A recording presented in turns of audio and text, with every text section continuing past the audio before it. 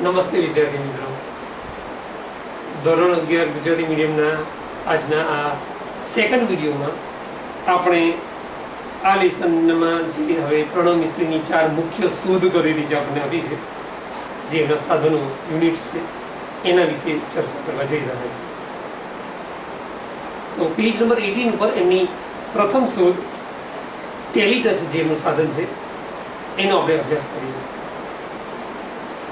તો સાધનનું નામ છે, ડિવાઇસનું નામ છે Teletouch. Lets you touch and control things from a distance. આ સાધન આપણને શેની પરવાનગી આપે છે? તો કોઈ પણ ડિસ્ટન્સ એટલે કે દૂર અંતરે આવેલી કોઈ વસ્તુ હોય, ચીજ વસ્તુ હોય, ઇલેક્ટ્રોનિક ચીજ વસ્તુ કે ગમે તે, બરાબર, એને ટચ કરવાની અને એને દૂરથી કંટ્રોલ કરવાની આપણને પરવાનગી આપે છે, એટલે કે આપણને તક આપે છે. See through your smartphone's camera and control everything you see on the screen by touching it. આ માટે તમારી પાસે એક સ્માર્ટફોન હોવો જોઈએ અને એની અંદર આ ટેલીટચ જે સાધન આવે છે એને કનેક્ટ વાઈફાઈથી કરેલું હોવું જોઈએ. તો તમારા સ્માર્ટફોનના કેમેરાની અંદર સ્ક્રીન ઉપર જે કોઈ સાધન તમે દૂરથી જોઈ શકો એની રેન્જની અંદર, એને તમે દૂર બેસીને ટચ કરીને એને ઓપરેટ કરી શકો. Now you can interact with your appliances from a distance. હવે તમે કોઈ પણ એપ્લાયન્સીસ એટલે કે ઇલેક્ટ્રોનિક ઉપકરણો, ઇલેક્ટ્રોનિક સાધનો, એને દૂર બેઠા બેઠા તમે ઇન્ટરેક્ટ એટલે કે એને સાથે વ્યવહાર કરી શકશો, એટલે ચાલુ બંધ કરી શકશો, બરાબર. Okay, in a fun way, અને આ બધું તમે ગમ્મતપૂર્વક કરી શકશો. કયા કયા સાધનોને તમે આ ટેલીટચ નામના સાધનની મદદથી સ્વિચ ઓન કે સ્વિચ ઓફ કરી શકો? ટીવી છે, અલાર્મ છે, અલાર્મ ઘડિયાળ, મ્યુઝિક પ્લેયર આપણું છે. એટલું જ નહીં કે આમાં માત્ર ઇલેક્ટ્રોનિક સાધનોનો ડિવાઇસનો જ ઉપયોગ થાય જેવું નથી. તમે સાદા કોઈ સાધન કે ચીજવસ્તુને અડીને પણ તેને ઓપરેટ કરી શકો છો. જેમ કે ઓપન ધ ડોર. તમે સોફા પર બેઠા છો આરામથી અને ડોરબેલ વાગે છે, તમને ઉઠવાનો કંટાળો આવે છે, આળસ ચડી છે, તો તમે ટચ નાના સાધનથી દરવાજાના હેન્ડલને પણ તે બેઠા બેઠા ખોલી શકો છો, દૂર રહ્યા પણ ડિસ્ટન્સથી. પણ એ દિવસ સાચી કે તમે એની રેન્જમાં બેઠેલા હોવા જોઈએ, રેન્જની બહાર ના હોવા જોઈએ. Okay, turn on that light. લાઇટની સ્વિચ પણ ચાલુ કરી શકો છો, બરાબર.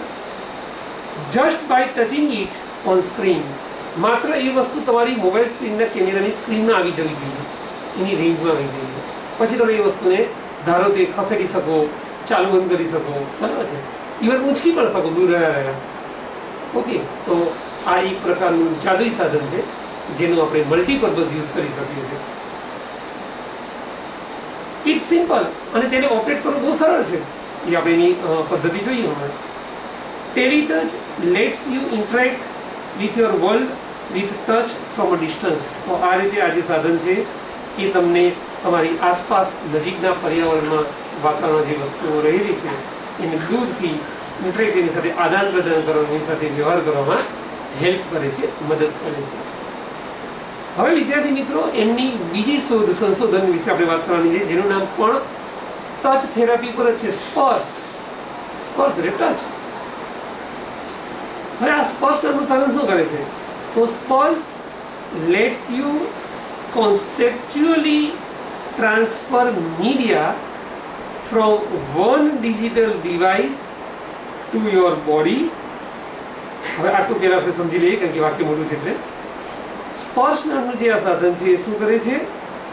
કોઈ પણ ડિજિટલ ડિવાઇસ છે, ઇલેક્ટ્રોનિક, એને તમે ટચ કરો અને એની અંદર જે કંઈ મીડિયાની માહિતી હોય એને તમે તમારા શરીરના અંદર ટ્રાન્સફર કરી શકો છો, એટલે કે તમારા દિમાગમાં સ્ટોર કરી શકો છો. અત્યારે પણ આપણે તમે જુઓ કોઈ પણ મૂવી, સિરિયલ જોઈએ તો આપણા દિમાગમાં ઓટોમેટિકલી સ્ટોર તો થાય છે, પણ ઘણી બધી વસ્તુ આપણે ભૂલી જઈએ છીએ. જ્યારે આ સાધન શું કરે છે? સ્પર્શ નામનું સાધન, દાખલા તરીકે તમે કોઈ પણ બુક વાંચી તો બુકનો આખો ડેટા તમારામાં આવી જાય. કોઈ ઈ બુકની વાત ચાલી રહી છે અહીંયા, કે તમે કોઈ ફ્રેન્ડને ત્યાં ગયા, એના લેપટોપ પર તમે કોઈ ફોલ્ડરની અંદર તમે કોઈ વસ્તુ જોઈ કે કશું તમને પસંદ પડ્યું, તમારે એ ડેટા ઘરે લઈ જઈ શકે એવા નથી, તો તમે સ્પષ્ટ નામનું તમારી પાસે સાધન હોય તો તમે એ લેપટોપની કે કમ્પ્યુટરની સ્ક્રીન પર ટચ કરીને એની અંદર જે કંઈ ડેટા છે તમારા મગજની અંદર, દિમાગની અંદર સ્ટોર કરી શકો છો, પણ એ ટૂંક સમય માટે, બરાબર છે. And pass it to the other digital device by simple touch gestures. હવે આપણે એમ થાય કે આપણા દિમાગમાં સ્ટોર જો થોડા સમય માટે થઈ શકે તો પછી એનો ફાયદો શું? એનો ફાયદો એ કે તમે એટલા સમયગાળામાં ઘરે પહોંચીને કાં તો બીજા કોઈ મિત્રના ઘરે જઈને એની પાસે પેન ડ્રાઈવ છે કાં તો એનું પોતાનું કમ્પ્યુટરમાં વધારે સ્ટોરેજ છે, તો તમે ત્યાં જઈને એ માહિતીને પાસ કરી શકો છો. એટલે કે એ બીજા ડિવાઇસમાં તમે એને ડાઉનલોડ કરી શકો છો અને સ્ટોર કરી શકો છો. અને એ પણ માત્ર સિમ્પલ ટચ જેસ્ચર્સથી. તમારે માત્ર સિમ્પલ ટચ કરવાનું છે, જે આપણે આંગળીથી ટચ કરીએ છીએ એ રીતે. બીજું કોઈ વિશિષ્ટ આમાં મેથડ કે એવું નથી. Touch whatever you want to copy. તમારે તમારા લેપટોપમાંથી, ફ્રોમ યોર લેપટોપમાંથી કંઈ પણ કોપી કરવું હોય તો પહેલાં તમારા દિમાગમાં સ્ટોર થશે. ટીવીમાંથી તમારે કોઈ ડેટા, આખો સિરિયલ મેં કહ્યું પ્રમાણે કે કોઈ આખો મેચની તમારે જોઈ હોય, તમારે એને યાદ રાખવી છે, પર્ટિક્યુલર તમારે છેલ્લી 10 ઓવરોને યાદ રાખવી છે, તો તમારા દિમાગમાં એનો ડેટા સ્ટોર થઈ જશે. ત્યાર પછી આપણે વાત કરી છે સ્માર્ટફોન. કોઈ પણ સ્માર્ટફોનની અંદર તમે ગમે તે માહિતી જુઓ છો તો એ પણ તમારા દિમાગમાં બરાબર રિસ્ટોર થઈ જશે. ઈ બુક, હમણાં મેં વાત કરી કે અહીંયા સાદી બુકની વાત નથી કરી, પણ ઈ બુક અત્યારે આવે છે ને એમાં કોઈ સ્ટોરી વાંચી કે કોઈ એસે વાંચી કે કોઈ મોટો આર્ટિકલ વાંચી તમારે યાદ રાખવું છે તો પણ તમે તમારા મગજની અંદર, દિમાગની અંદર એને સ્ટોર કરી શકશો માત્ર સિમ્પલ ટચથી, સાદા સ્પર્શથી. Now it saved conceptually in you. હવે તે તમારા શરીરના દિમાગનો જે ભાગ છે ત્યાં વૈચારિક રીતે સ્ટોર થઈ જશે. જે કંઈ વાંચ્યું છે, જે કંઈ તમે ભાગને સ્ટોર કરવા ઈચ્છો છો, એટલું દાખલા તરીકે તમને ઈ બુકમાં 5 પેજ બહુ ગમી ગયા તો તમે એટલું બધું યાદ નથી રાખી શકતા સામાન્ય તમારા દિમાગ વડે. તો આ સાધનની મદદથી તમને 5 પેજ જે છે જેને કે ઈ ટુ ઝેડ પૂરેપૂરા યાદ રહી જશે તમારી વૈચારિક રીતે. પછી તમે તેને બીજા કોઈ પણ સાધનની અંદર જેને કહેવાય કે આગળ પાસ કરી શકશો એ માહિતીને. ઓકે, પછી શું કહ્યું છે? Next, touch the device you want two paste. આ કોપી પેસ્ટ જેવું છે. જેમ આપણે કમ્પ્યુટરની અંદર કોઈ એક ફોલ્ડરની માહિતીને કોપી કરીને બીજા ફોલ્ડરમાં પેસ્ટ કરી શકીએ છીએ, તે જ રીતે એક સાધનમાંથી તમારા દિમાગમાં, બ્રેઇનની અંદર એ આઈડિયાને કોપી કરવાનો છે અને પછી એને પેસ્ટ બીજા કોઈ સાધનની અંદર તમે ધારો ત્યાં કરી શકો. પણ એ બધું નિશ્ચિત સમય મર્યાદાની અંદર, એની કોઈ નિર્ધારિત સમય મર્યાદા હોય કે આટલા સુધીમાં એ કામ પતી જવું જોઈએ, નહીં તો પછી ઓટો ડિલીટ થઈ જાય. ઓકે, ઓટો ઇરેઝ થઈ જાય. ઓકે, તો કહ્યું છે કે next touch the device you want two paste. હવે તમારે ઘરે જઈને કે બીજા કોઈ પણ ડિવાઇસમાં એ માહિતીને પેસ્ટ કરવી છે, કોપી પેસ્ટ કરવી છે, તો ત્યાં જઈને ટચ કરો તો એ ફોલ્ડરની અંદર, એ સાધનની અંદર બધી માહિતી પાછી ફરીથી રિસ્ટોર થઈ જશે અને તમારા દિમાગમાંથી ખાલી થઈ જશે. પછી તમારા દિમાગમાં નહીં રહે, વિચારી રીતે. ઓકે, સારું, ચલો પછી. Sparsh uses touch based interactions as an indication for what to copy from where and where to pass it on. તો આ રીતે આ સ્પર્શ નામનું સાધન એ તમને ઇન્ડિકેશન એટલે કે સૂચવણી પદ્ધતિથી તમારે કઈ વસ્તુ કોપી કરવાની છે એનું ધ્યાન રાખે છે અને એ વસ્તુ તમારે ક્યાંથી કોપી કરીને ક્યાં એને પેસ્ટ કરવાની છે એનો પણ તમને વૈકલ્પિક માર્ગ પૂરો પાડે છે. તો આ પણ પ્રણવ મુખર્જીની એક આધુનિક બીજા નંબરની શોધ કહી શકાય. હવે આપણે એમની ત્રીજા નંબરની શોધ છે એ જે એક ફ્લાવરના નામ ઉપરથી એની શોધનું નામ છે, એ છે સનફ્લાવર. અને ખરેખર સૂર્યમુખી જેવા જ લક્ષણો ધરાવે છે આ ડિવાઇસ. શું છે જોઈએ આપણે. ચાલો, આપણને ચિત્રમાં પણ બતાવ્યું છે. સૂર્યમુખી છત્રી જેવો એનો અને ફ્લાવર જેવો આકાર છે. Sunflower let's us track the sun. આ જે સૂર્યમુખી ફૂલ તરીકે જ આ સાધન ડિવાઇસ પર કામ કરે છે. જેમ સૂર્યમુખીનું ફૂલ હોય ને, તમે જોજો દિવસ દરમિયાન એનો માર્ગ બદલતો રહે, દિશા બદલતો રહે. એનું મુખ હંમેશા સૂર્યની દિશા તરફ જ હોય.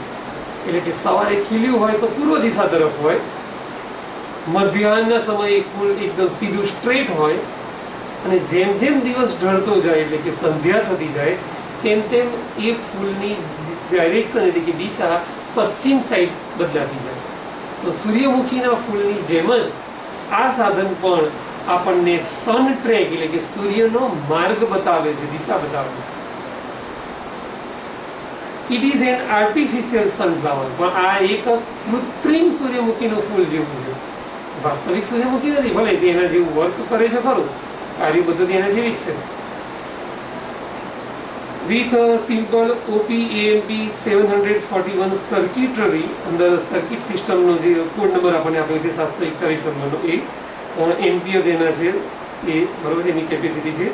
ઇન ફોટો સેન્સર્સ, અંદર સૂર્ય શક્તિને ફોટો શક્તિ એટલે કે પ્રકાશ શક્તિમાં કન્વર્ટ કરવા માટેના જેને કહેવાય સેન્સર પણ ફિટ કરવામાં આવેલા હોય છે.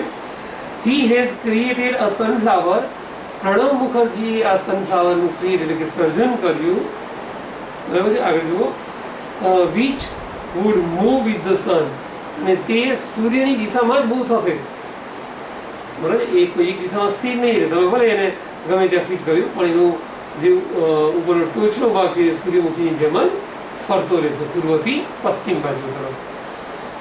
આગળ જોઈએ, which would move with the sun, અને તે સૂર્ય સાથે જ મૂવ થશે. મતલબ કે ધારો કે આકાશ વાદળ છાયું છે તો પછી એની મુવમેન્ટ સ્થિર થઈ જશે, બરાબર. એની માટે સૂર્યનું ડાયરેક્ટ સનલાઇટ હોવી આવશ્યક જરૂરી છે. ધો letter the concept was very efficiently used in solar panels, પછી તેમનો આ જે વિચાર અને આ જે એમનું ડિવાઇસ હતું તે ખાસ કરીને ક્યાં ઉપયોગમાં લેવામાં આવ્યું? સોલર પેનલની ઉપર ફિટ કરવામાં. સોલર પેનલ એટલે કે સૌર કોષની હારમાળા, જે સૌર શક્તિનો કેપ્ચર કરવા માટે એટલે કે એની ઉર્જાને સંગ્રહિત કરવા માટે ઉપયોગમાં લેવામાં આવે છે. તો આ જે સોલર પેનલ ઉપર સૂર્યમુખીના સાધનોને આકૃતિમાં એટલે કે ચિત્રમાં દર્શાવ્યા પ્રમાણે ફિટ કરવામાં આવે છે, અને તેથી મેક્સિમમ સનલાઇટને કેપ્ચર કરી શકાય. આગળ જોઈએ,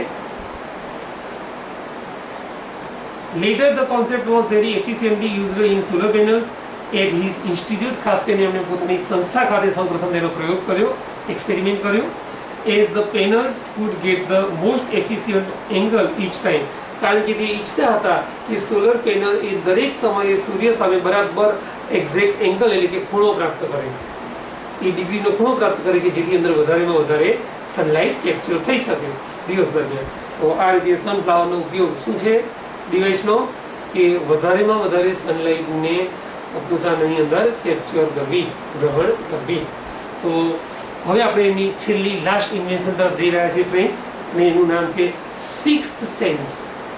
તમે વિદ્યાર્થી મિત્રો જાણો તો છો જ કે આપણી 5 મુખ્ય ઇન્દ્રિયો છે, અને એ 5 ઇન્દ્રિયો આપણને 5 અલગ અલગ સેન્સ એટલે કે સભાનતા જાણવાની સૂઝબૂઝ પૂરી પાડે છે, બરાબર. તો આ 5 ઇન્દ્રિયો ઉપરાંતની આ જે છે સિક્સ્થ સેન્સ, એની હવે અહીંયા આ ડિવાઇસ શું કામ કરે છે આપણે જોઈએ. Is a wearable gestural interface. આ જે સાધન છે એ તમે ગળામાં પેન્ડન્ટની જેમ પહેરી શકો તેવું છે. નેકલેસની અંદર જે પેન્ડન્ટ આપણે પહેરીએ છીએ ને, બસ એટલી જ સાઇઝનું, એટલા જ કદનું તે સાધન છે, અને એને તમે ગળામાં, નેકલેસમાં, તમારી હાથમાં બ્રેસલેટ તરીકે પણ તમે પહેરી શકો છો. વેરેબલ છે તે, એક દાગીના તરીકે, ઘરેણા તરીકે. ઓકે, એ શું કામ કરે છે? Interface that augments the physical world around us. તમારી આસપાસના ભૌતિક વિશ્વની અંદર જે કંઈ પણ તમે જુઓ છો, સમજો છો, એ બધું એમાં શું થશે? સ્ટોર થશે, આખો ડેટા. દાખલા તરીકે તમે રસ્તે જાઓ છો, તમે કોઈ એક્સિડન્ટ જોયો તો એ આખો એક્સિડન્ટનો સીન તમારા મગજની અંદર કેપ્ચર થઈ જશે આ સાધનની મદદથી, સિક્સ્થ સેન્સની મદદથી, બરાબર છે. આખું એનું પૂરેપૂરું લોકેશન સાથે એક ડેટા એનો અંદર સ્ટોર થઈ ગયો છે. With digital information and lets us use natural hand gestures to interact with that information. અને પછી તમે એ જાણકારીને ક્યાંક જોવા માંગતા હોય બીજા કોઈ પણ સરફેસ, બીજી કોઈ પણ સપાટી ઉપર, તો તમે જોઈ શકો છો. કઈ રીતે? આગળ જોઈએ. By using a camera and tiny projector. આ સાધનની અંદરની રચના શું છે? એમાં એકદમ અત્યંત સૂક્ષ્મ કેમેરો છે, હિડન કેમેરો જેને કહેવાય, છુપાવેલ કેમેરો, અને નાનું એવું પ્રોજેક્ટર છે. બે વસ્તુ છે. કેમેરો એટલા માટે કે તમે જે વસ્તુ ધારો તે જોઈ શકો અને અંદર સંગ્રહ થાય. અને પ્રોજેક્ટર એટલા માટે આપણે પ્રોજેક્ટરની મદદથી શું કરીએ છીએ, કોઈ પણ સપાટી ઉપર પડદા ઉપર એ દ્રશ્યને જોઈ શકીએ છીએ ને. અહીંયા પણ એ મિની પ્રોજેક્ટર એ જ કામ કરે છે. જે કેમેરા બધા દ્રશ્ય અને રેકોર્ડિંગ કરે છે એ પ્રોજેક્ટર દ્વારા તમે બીજી સપાટી પર જોઈ શકો છો. એટલે રેકોર્ડિંગનું પણ કામ થાય છે અને સાથે વ્યુઇંગનું પણ કામ થાય છે, દ્રશ્ય સ્ક્રીન વ્યુઇંગનું. ઓકે, આગળ વધીએ. Mounted in a pendant like wearable device. આ બંને એટલા નાના હોય છે કે નાના એવા પેન્ડન્ટની અંદર આવી જાય છે પહેરવાના ઘણા કેસમાં. પણ એની જેને કહેવાય ક્ષમતા બહુ જબરજસ્ત હોય છે, જોરદાર હોય છે, capacity. Sixth sense sees what you see and visually augments any surfaces or objects we are interacting with. આપણે જે કંઈ જોઈએ એ બધું જ અંદર સ્ટોર થઈ શકે. તમારે માત્ર એક પુશ બટન કરવું પડે કે ભાઈ મારે આ વસ્તુને જોઈ તો મારે એને સ્ટોર કરવો છે, બરાબર. દાખલા તરીકે તમે સ્કૂલની અંદર કોઈ લેક્ચર ભણી રહ્યા છો, તમને બધું યાદ નથી રહેતું, તો તમે સિક્સ સેન્સનું સાધન ચાલુ કરી દેશો તો તમે આખો જે લેક્ચર છે તમારા અંદર રેકોર્ડિંગ થઈ જશે, તમે જે ભણ્યા છો એ. અને પછી ઘરે જઈને તમે આરામથી કોઈ પણ તમારી સામાન્ય દિવાલ કે કોઈ પણ પડદા ઉપર તમે એ આખો લેક્ચર જોઈ શકશો અને ફરીથી તમે સમજી શકશો. વિડીયો લેક્ચર જેવું થઈ જશે તમારા માટે. ઓકે, હવે આગળ વધીએ. It projects information onto surfaces, walls and physical objects around us. આ સાધનની બધી માહિતી જે સ્ટોર થયેલી હોય છે એના માટે સ્પેશિયલ પડદો જ હોવો જરૂરી નથી કે કાચ હોવો જરૂરી નથી કે કોઈ લીસી સપાટી હોવી પણ જરૂરી નથી. તમે સામાન્ય કોઈ પણ દિવાલ ઉપર તેને જોઈ શકો, બરાબર. કોઈ પણ દિવાલ, પછી ધારે ચાહે તે ઈંટોની બનેલી હોય, ટાઇલ્સ હોય, પૂંઠું હોય, કાર્ડબોર્ડ હોય કે કોઈ કાપડ હોય, ગમે ત્યાં તમે તેને જોઈ શકો, બરાબર. પણ એ સાધન કેવું હોવું જોઈએ, એના ઉપર ડાયરેક્ટ સનલાઇટ ના આવતી હોવી જોઈએ. કારણ કે સનલાઇટ આવશે ઓટોમેટિક જેનો વ્યૂ છે એ કેવો થઈ જશે, ડીમ થઈ જશે, આછો થઈ જશે. ઓકે, હવે આગળ વધીએ. And lets us interact with the projected information through natural hand gestures. અને એટલું જ નહીં, તમારે એને ઓપરેટ કરવું હોય, દાખલા તરીકે તમને થાય કે મારે વોલ્યુમ વધારવો છે, કાં તો એ દ્રશ્યને ફટાફટ જતું જેને કહેવાય કે ભગાવવું છે, તો તમે એને નેચરલ હેન્ડ જેસ્ચર્સ એટલે કે કુદરતી તમારા હાથના ઈશારા વડે તમે એને એ પણ ઓપરેટ કરી શકશો. એમાં એ પણ ફેસિલિટી છે. તમારે અમુક બગાઈને જોવું છે, અમુક રિવર્સમાં લઈ જવું છે, વોલ્યુમ વધારવું છે, બિલકુલ મ્યુટ કરી દેવું છે, તો આ બધું તમે તમારા હાથના ઈશારાની મદદથી કરી શકશો. એટલે બધું ડિજિટલ જ માહિતી હશે આખી ટોટલી, બરાબર. ઓકે, આગળ. Arm movements or our interaction with the object itself. તો આ રીતે તમે કોઈ પણ સાધન ઉપર આ માહિતીને તમે જોઈ શકશો. Six sense attempts to free information from its confines by seamlessly integrating it with reality. આમાં કોઈ સિમ કાર્ડ કે એની પણ જરૂર નહીં પડે અને તમે તેને વાસ્તવમાં જાણે કે કોઈ દ્રશ્ય સીનરી જોતા હોય તે જોઈ શકશો. and thus making the entire world your computer. અને એની મદદથી તમે સમગ્ર વિશ્વની કોઈ પણ સપાટીને તમારું કમ્પ્યુટર બનાવી શકશો. દાખલા તરીકે તમારી પાસે કમ્પ્યુટર નથી, તમે કોઈ માહિતી જોઈ કોઈ કમ્પ્યુટર પર કે કોઈની ટીવીમાં, તો તમે ઘરે આવીને તમારી ગમે તે સપાટી પર તમે તેને જોઈ શકશો. એ તમારા માટે કમ્પ્યુટર જેવું કામ થઈ જશે. દાખલા તરીકે તમે ઓફિસમાં કોઈ કામ ઘરે વર્ક ફ્રોમ હોમ કરવા માટે લાવો છો, તો ઓફિસમાં બધું કામ બરાબર સમજી લો, આ સાધનની અંદર રેકોર્ડિંગ કરી લો, ઘરે આવીને રેકોર્ડિંગ ચાલુ કરી દો, તો તમારા ઘરની દિવાલ ઉપર તમે એ સાધન તમારે કોમ્પ્યુટર વસાવવાની પણ જરૂર નથી. તમારા ઘરની દિવાલ ઉપર એ તમારી દિવાલ એ પોતે જ કોમ્પ્યુટર બની જશે અને એનામાં તમને આખો ડેટા ને બધી માહિતી મળશે, તમે બધું કામ બી કરી શકશો, બરાબર. કારણ કે હાથ વડે તો એને ઓપરેટ કરવાનું છે, એમાં બીજા કોઈ જેને કહેવાય એ એક્સ્ટ્રા રિમોટ કંટ્રોલ કે એની કશી જ આવશ્યકતા રહેતી નથી. તો આ રીતે પ્રણવ મુખર્જીની 4 શોધ વિશે આપણે અભ્યાસ કર્યો ફ્રેન્ડ્સ. અહીંયા આપણું આ લેસન 2નું રીડ કમ્પ્લીટ થાય છે.